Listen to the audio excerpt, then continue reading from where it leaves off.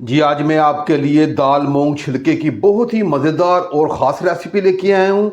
आप इसे हफ्ते में एक बार ज़रूर बना के खाया करें क्योंकि अल्लाह पाक ने इसमें बहुत ज़्यादा ग़िज़ाइयत रखी है और मैं बहुत ही मज़ेदार और आसान तरीके से ये मैं आज आपको रेसिपी दूंगा।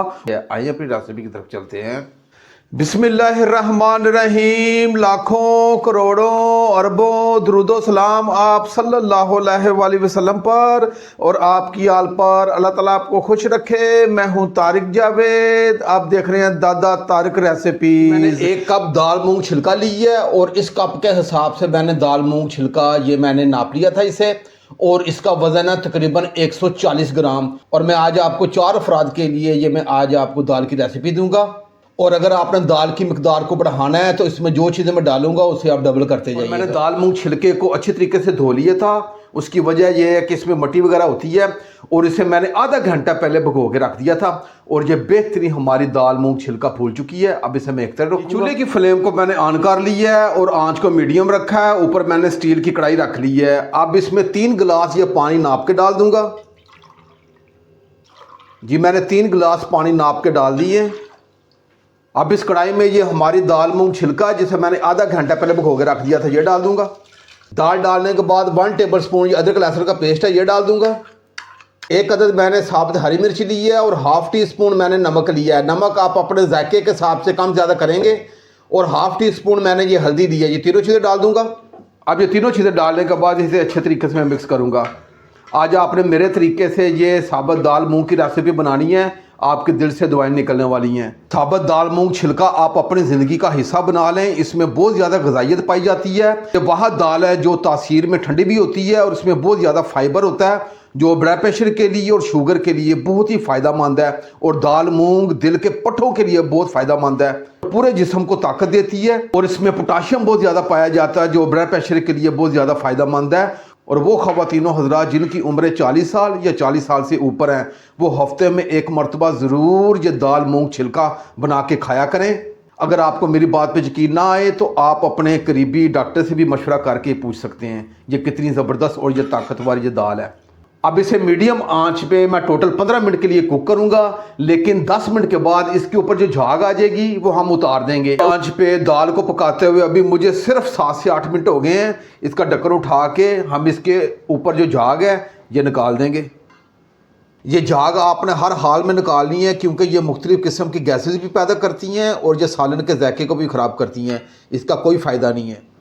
तमाम दाल की झाग उतार ली है। अब इसे मज़ीद 7 से 8 मिनट के लिए मैं मज़ीद कुक करूँगा।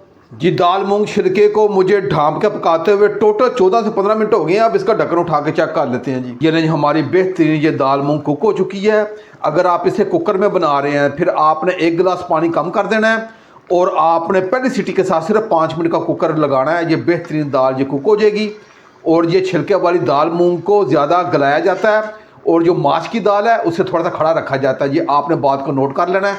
और ये मैं चम्मच के जरिए आपको चेक भी करवा रहा हूँ। ये देखो ये दाल मूंग को थोड़ा सा नरम रखा जाता है इसलिए इसके अंदर आपको थोड़ा सा पानी नज़र आ रहा है। अब ये चूल्हे की फ्लेम को मैं ऑफ़ कर दूंगा और इसे अलग निकालूंगा और एक बहुत ही ताकतवर और जानदार हम मसाला तैयार करेंगे। इसके साथ किसी किस्म के तड़के की ज़रूरत नहीं है। अब चूल्हे की फ्लेम को मैं ऑफ़ करूँगा। चूल्हे की फ्लेम को मैंने दोबारा ऑन कर ली है। ऊपर मट्टी की कढ़ाई रख ली है। अब मेरे पास ये देसी घी था। अगर आप देसी घी है तो आप देसी घी का इस्तेमाल कीजिएगा, बहुत ही कमाल का जायका आएगा। अगर नहीं है तो फिर आप घर में जो भी घी और ऑयल है वो आप ले सकते हैं। इसमें 5 टेबल स्पून ये देसी घी है ये मैं डाल दूंगा। देसी घी में इसका जायका बहुत ही कमाल का उभर के आएगा। अब इसके लिए मैं बहुत ही मज़ेदार ये मसाला तैयार करूंगा। इसके साथ हमें किसी तड़के की ज़रूरत नहीं है। देसी घी हमारा गर्म हो चुका है। अब 1 टीस्पून मैंने ज़ीरा लिया और हाफ टी स्पून मैंने राई दाना लिया है। ये दोनों चीज़ें डाल दूंगा और दोनों चीज़ें डालने के बाद इसे सिर्फ 15 से 20 सेकंड के लिए फ्राई करूंगा। जी मैंने जीरे और राई दाने को तकरीबन 15 से 20 सेकंड के लिए फ्राई कर ली है। अब ये 2 अदद मैंने मीडियम साइज़ के ये प्याज लिए हैं, इन्हें रफली काट लीजिए डाल दूंगा और प्याज़ों को अच्छे तरीके से मिक्स करूंगा। इसे हल्का सा हमने सुनहरी कलर लेके आना है और साथ साथ मैं आपको चेक भी करवाऊंगा। ये प्याज़ों को मैंने 3 से 4 मिनट के लिए फ्राई कर ली है और ये बेहतरीन प्याज हमारे फ्राई हो चुके हैं और हल्के से सुनहरी हो चुके हैं। अब मैंने 7 से 8 अदद ये लहसुन के जवे लिए थे। आपने पेस्ट नहीं डालना, इसे मैंने बारीक काट लिया ये डाल दूंगा। 2 इंची का टुकड़ा मैंने अदरक का लिया था, इसे लंबाई के रुख काट लीजिए डाल दूंगा। और 2 अदद मैंने हरी मिर्चें ली हैं, इन्हें मैंने रफली काट लिया, ये डाल दूंगा। और तमाम चीज़ों को अच्छी तरीके से मिक्स करूंगा और इसे 1.5 से 2 मिनट के लिए फ्राई करूंगा ताकि अदरक लहसुन का जो कच्चापन है वो ख़त्म हो जाए। आपने इसी तरीके से और इसी तरतीब से आपने दाल मूंग छिलका बनाना है। इसमें आपको अलग से तड़का बनाने की ज़रूरत नहीं है क्योंकि बहुत ही ताकतवर और जानदार ये हम मसाला बना रहे हैं। और इसी तरीके से आप ये दाल मूंग छिलका बनाइएगा, ये सेहत के लिहाज से बहुत फ़ायदेमंद है। तो मुझे यकीन है कि आप इसे बार बार बनाया करेंगे। जी मैंने अदरक लहसुन और हरी मिर्चों को 1.5 से 2 मिनट के लिए फ्राई कर ली है और ये तमाम चीज़ें बेहतरीन फ्राई हो चुकी हैं। अब इसमें 1 अदद मैंने बड़े साइज़ का ये टमाटर लिया था, इसे रफली काट लिया था, ये डाल दूंगा।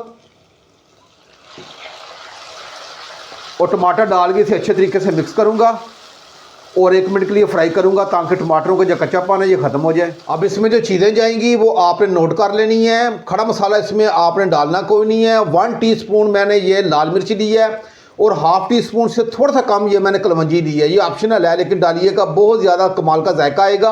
और ½ टीस्पून से थोड़ा सा कम ये मैंने मेथी दाना लिया है। और नमक आप अपने जायके के हिसाब से चेक करके लीजिएगा क्योंकि हमने दाल में भी नमक डाला है। ये थोड़ा सा मैंने नमक साथ और डाला है, ये तकरीबन ½ टीस्पून से थोड़ा सा कम है। और ये 1 टीस्पून खुशक धनिया है, ये दरदरा सा मैंने कूट लिया है, ये डाल दूंगा। और इन तमाम चीज़ों को अच्छे तरीके से मिक्स करूंगा। और मिक्स करने के बाद आधे गिलास से थोड़ा सा कम ये पानी डालूंगा।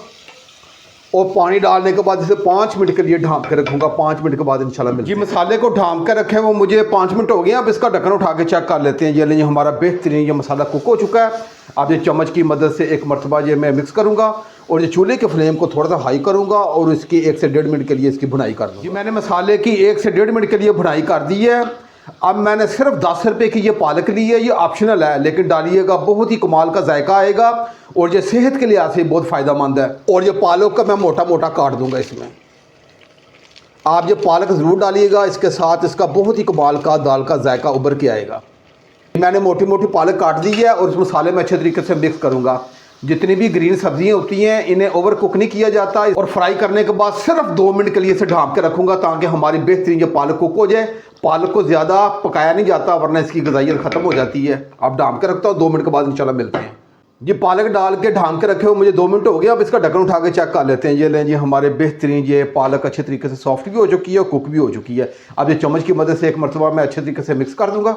और अब मैं आपको दाल की कंडीशन भी चेक करवा रहा हूँ। ये देखिएगा, जैसे मैंने इसे अलग रखा है इसका पानी इसके अंदर जज़ब हो चुका है और ये गाढ़ी हो चुकी है। अब ये छिलके वाली दाल मूंग है जिसे हमने पहले कुक कर लिया, ये डाल दूंगा।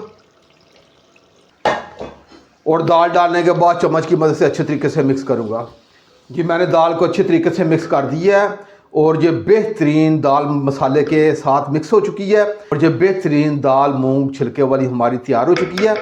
अब सबसे आखिर में ½ टीस्पून ये कसूरी मेथी है, ये हाथ से मसल के डालेंगे, इसका जायका बहुत ही कमाल का आएगा। और 2 अदद हरी मिर्ची हैं, ये मैं ऐसे डाल दूंगा क्योंकि घर में कोई तेज़ मिर्ची खाने वाला भी होता है। ये थोड़ा सा धनिया ये भी ऊपर से डाल दूंगा।